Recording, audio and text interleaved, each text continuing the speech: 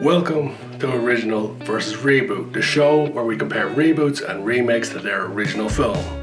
I'm Carl, and the film up today on Original vs. Reboot is Ocean's 11. Before I jump into Ocean's 11, if you haven't already, you can check out episode 1 right up here. In episode 1, we compared Alfred Hitchcock's Psycho to its 1998 remake. So jumping into Ocean's 11, the first film, the original film, was made in 1960. It starred the Rat Pack, Frank Sinatra, Dean Martin and Sammy Davis Jr. The film was directed by Louis Milestone, who's known for films like Quiet on the Western Front and Of Mice and Men. Modern day audiences are perhaps more familiar with the 2001 Reboot, starring George Clooney, Julia Roberts, Brad Pitt, Matt Damon and many other well-known faces.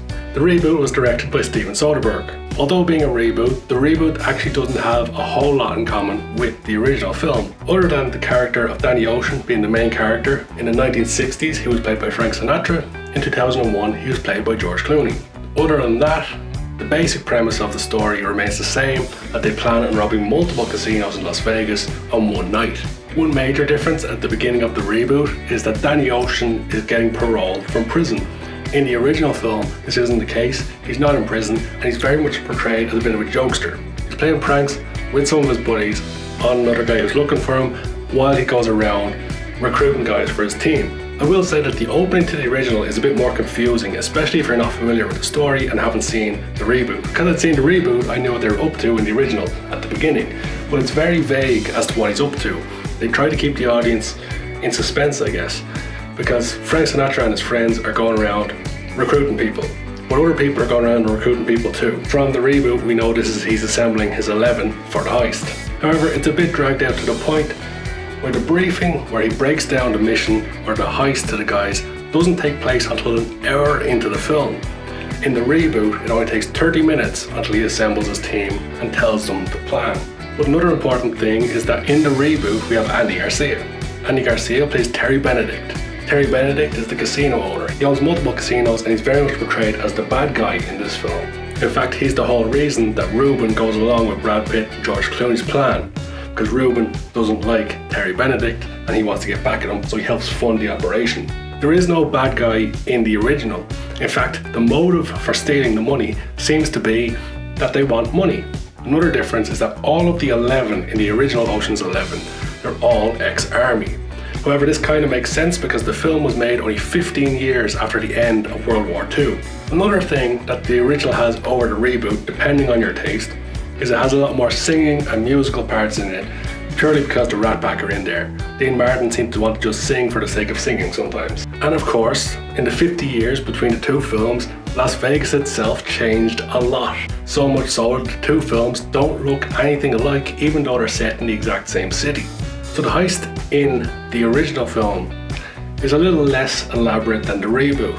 While they do plan on breaking into more casinos, the way they do it is a little bit easier. For instance, they have someone working in every casino who uses this magic spray paint, UV spray paint, spray on the doors when nobody's looking.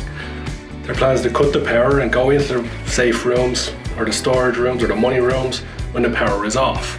Both films plan their heist around different events. In the original, they planned their heist around New Year's Eve, and in the reboot, they planned it for the Vladimir Klitschko-Lennox Lewis fight. The reason for planning it around the fight in the reboot is they say there's more money in Vegas on a fight night.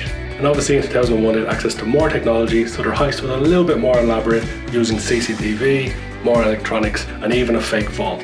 In both films, both heists happen and they get away with the money. But in the original, there's one very different part. One of the 11 in the original actually dies. While he's walking across the street, he has a heart attack in the street and just drops dead. This comes into play later in the film, but something that they didn't keep in the reboot. In fact, in the reboot, once the heist is made, they have a little bit more elaborate things to get away.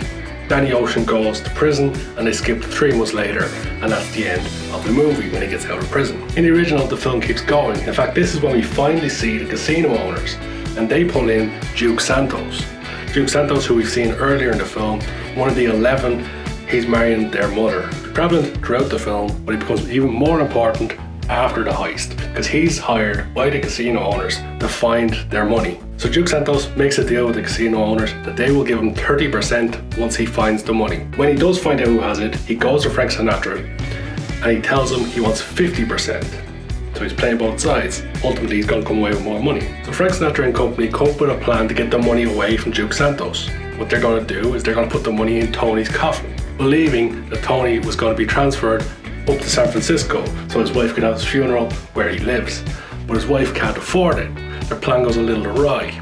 Ultimately, Tony's wife decides to have the ceremony in Las Vegas because it's cheaper. So all the guys rush down to the funeral home.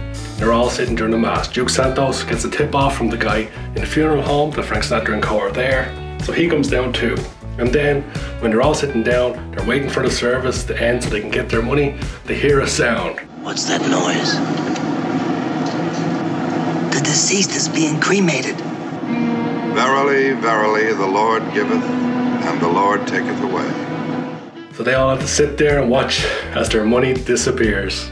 It's a far funnier ending, and perhaps a better payoff in the long run. It's clear in the George Clooney version that they were trying to set up for the sequel, whereas this is a standalone film, it never got a sequel. And for original versus reboot, this certainly is a harder decision to pick which is the better film, because Psycho, that was easy, the original was far better.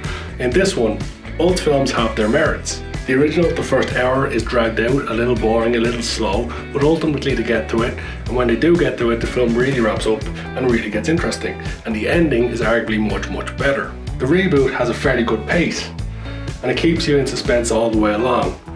They also did a really good job of hiding certain tricks, and Andy Garcia plays a great bad guy. And it's hard to split the two, and this is proven by the fact that on Rotten Tomatoes, the audience score for the original is 81%, while the audience score for the reboot is 80%, a difference of 1%, although the critics did slate the original and not the reboot.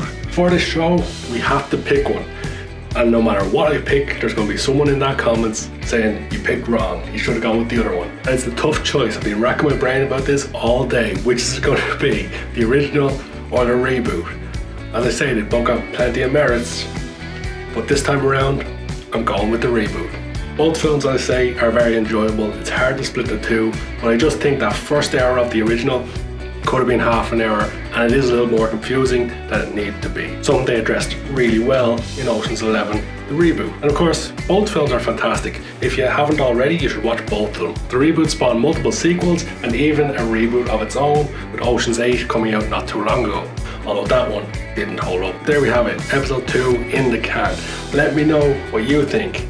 Which film is better, the 1960s Ocean 11 or the 2001 Ocean's 11. If you've watched this long, thank you so much for watching. Please hit that subscribe button if you haven't for new content every single week. And for now, we'll catch you next time.